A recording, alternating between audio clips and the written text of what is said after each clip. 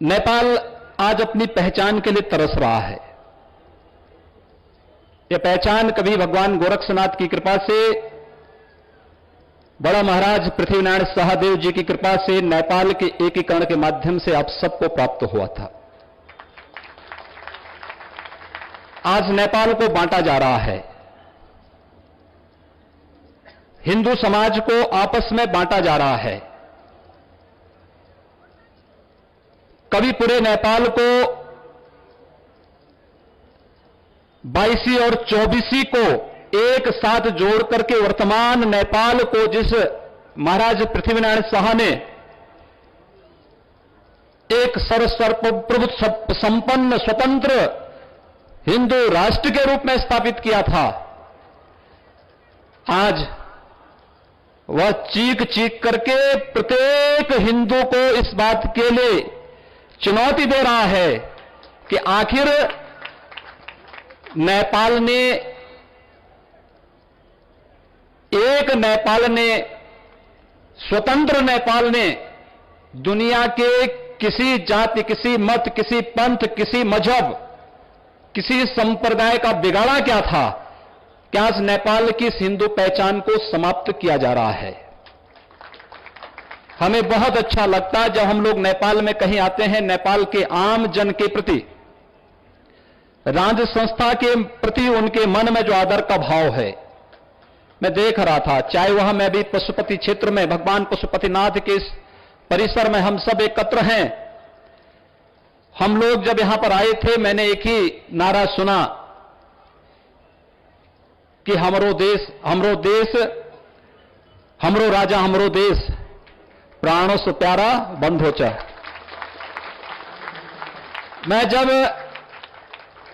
नवलपरासी में भगवान गोरक्षनाथ के मंदिर के उद्घाटन कार्यक्रम में हिंदू सम्राट श्री 5 ज्ञानेंद्र वीर विक्रम शाहदेव जी को आमंत्रित करने के लिए गया था और वहां उपस्थित हुए थे। जितनी उपस्थिति आपकी यहां पर है, इससे दुगनी उपस्थिति वहां पर थी और तमाम चुनौतियों के बावजूद वहां पर महाराज वहां पहुंचे थे। यही उत्साह, यही नारे वहां भी लग रहे थे। नेपाल के अंदर आज के दिन भी विपरीत परिस्थितियों में भी 95% लोग सनातन हिंदू धर्म और उससे निकले हुई उपासना विधि के अनुयायी हैं। उस सब के बावजूद नेपाल अपनी हिंदू पहचान को क्यों नहीं बना पा रहा है, यह हम सब के लिए एक प्रश्न बना हुआ है। यह आधुनिक लोकतंत्र की बात करने वालों से पूछा जाना चाहिए कि दुनिया का लोकतंत्र का संदेश देने वाला ब्रिटेन अपनी राज संस्था को बचाता है, जापान अपनी राज संस्था को बचाता है।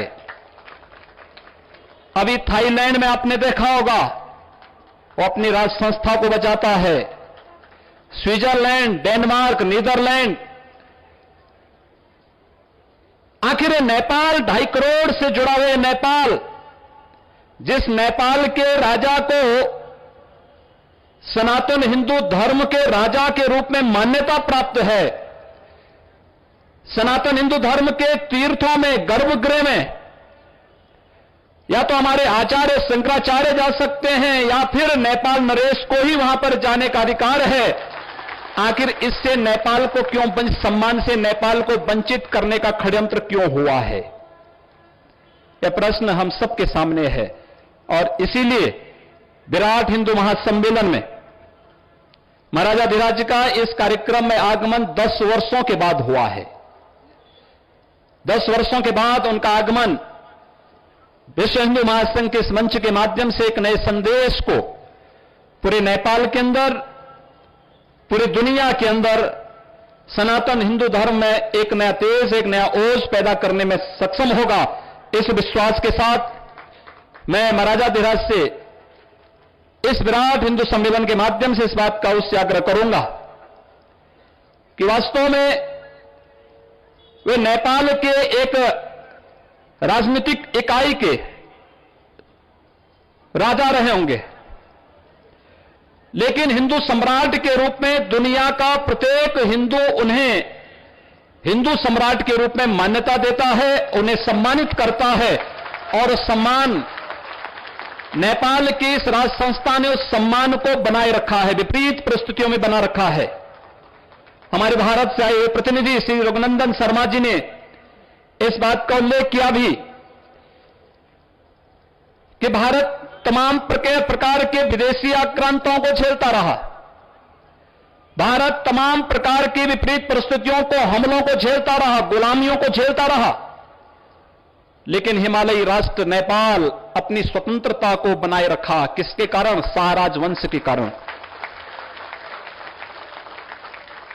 यह शाह राजवंश नेपाल की एकता का प्रतीक है, नेपाल की इंटीग्रिटी का प्रतीक है, नेपाल की एकता का प्रतीक है। और मैं बार बार इस बात को कहता हूं कि नेपाल को एक नेपाल, श्रेष्ठ नेपाल और एक समर्थ नेपाल के रूप में आगे बढ़ना है तो शाह राजवंश की इस परंपरा के प्रति सम्मान का भाव व्यक्त करना और उसके प्रति आदर के साथ साथ उस परंपरा को पुनर्जीवित करना, यह प्रत्येक हिंदू का दायित्व बनता है। और इस दायित्व के साथ हम सबको मिलकर के पूज्य धर्माचार्यों को जन जागरण के इस अभियान के साथ जुड़ना चाहिए, क्योंकि यह पहचान का संकट है आपके सामने। सनातन हिंदू धर्म ने किसी कालखंड में किसी जाति, किसी मत, किसी मजहब, किसी सेक्ट का कभी कोई विरोध नहीं किया, किसी प्रकार का अपकार नहीं किया। हमने तो कहा एकम सद विप्रा बहुधा वदंती। महाराज पृथ्वीनारायण शाह ने भी तो यही कहा था कि नेपाल में सभी जाति, सभी मत, सभी पंथ, सभी संप्रदायों का सम्मान होगा। हमने कब इस बात को कहा कि हम किसी अन्य मत और मजहब को यहां नहीं सम्मान देंगे? पूरे शाह राजवंश की परंपरा को आप देखिए, लेकिन आज सेकुलरिज्म के नाम पर क्या हो रहा है? हमारा सनातन हिंदू धर्म तो वसुधैव कुटुंबकम की बात करता है, लेकिन धर्मनिरपेक्ष शब्द ही एक विकृत मानसिकता का प्रतीक है। हमारा शास्त्र कहता है कि धर्मेण हीना पशु भी समाना, यानी धर्म से हीन मनुष्य पशु के समान है। और जो लोग धर्मनिरपेक्षता शब्द का प्रयोग करते हैं उनकी मानसिकता का अनुमान आप लगा सकते हैं कि वे किस लोक में जी रहे हैं और किस प्रकार की भावनाओं को व्यक्त करके आपको कहां पहुंचाना चाहते हैं। और इसीलिए एक बार पुनः हम आह्वान करेंगे, बहुत अपेक्षाएं हैं वर्ल्ड हिंदू फेडरेशन के इस सम्मेलन से। नेपाल में एक तड़प है, रेफरेंडम की मांग बार बार हो रही है नेपाल के अंदर कि आखिर क्यों नेपाल को उसकी पहचान से वंचित किया जा रहा है। कोई भी मिलता है, किसी भी राजनीतिक दल का व्यक्ति जो हम लोगों को मिलता है कहीं भी, कल मैं जब आ रहा था मुझे एयरपोर्ट पर तमाम दलों के लोग, अलग अलग लोग मिले, वर्तमान भी पूर्व भी सभी लोग मिले। पूछते थे आप कहां जा रहे हैं? मैंने कहा नेपाल काठमांडू में सम्मेलन में। क्या सम्मेलन है? मैंने कहा वर्ल्ड हिंदू फेडरेशन का वहां पर सम्मेलन है। कहा आप लोग किस बात को करेंगे? हमने कहा हिंदू पहचान को बनाए रखने के लिए। नेपाल की 3 पहचान, हिंदू राज संस्था,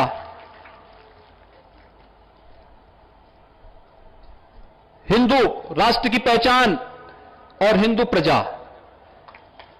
तो कहा कि ये तो होना ही चाहिए, यानी व्यक्तिगत रूप से कोई भी मिले, कोई भी इस बात को इंकार नहीं करता कि ये नहीं होना चाहिए, लेकिन जब सामूहिक रूप से इस आवाज को उठाने की बात होती है, जब संसद में इस बात को रखने की आवाज होती है, सब मौन हो जाते हैं।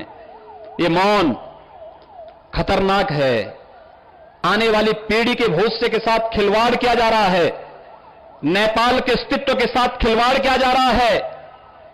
भगवान पशुपतिनाथ के संरक्षण में, भगवान गोरक्षनाथ के संरक्षण में, आदिशक्ति मां भवानी गुंजेश्वरी देवी के संरक्षण में नेपाल की प्रजा एक बार पुनः खड़ी होकर के अपनी सिंधु पहचान को बचाए रखने के लिए आगे बढ़ें।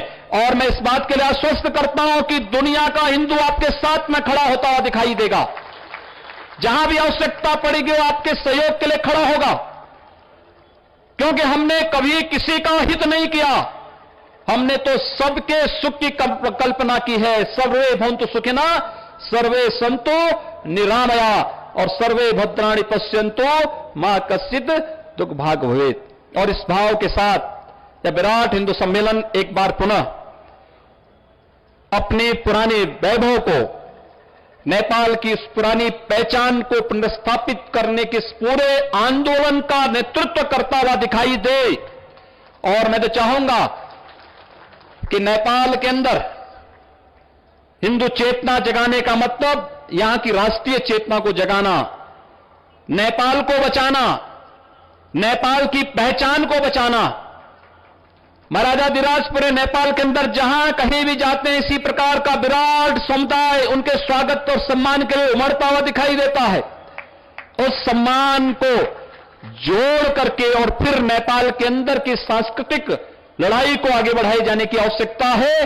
और मुझे लगता है कि लड़ाई केवल किसी पद और प्रतिष्ठा के लिए नहीं, अपने अस्तित्व को बचाए रखने के लिए, नेपाल की पहचान को बनाए रखने के लिए है। इस विश्वास के साथ एक बार पुनः मैं भारत इकाई की ओर से विश्व हिंदू महासंघ के इस पूरे अभियान में पूर्ण सहयोग और पूरी हर प्रकार के सहयोग के साथ आप सबको मैं आश्वस्त करता हूं।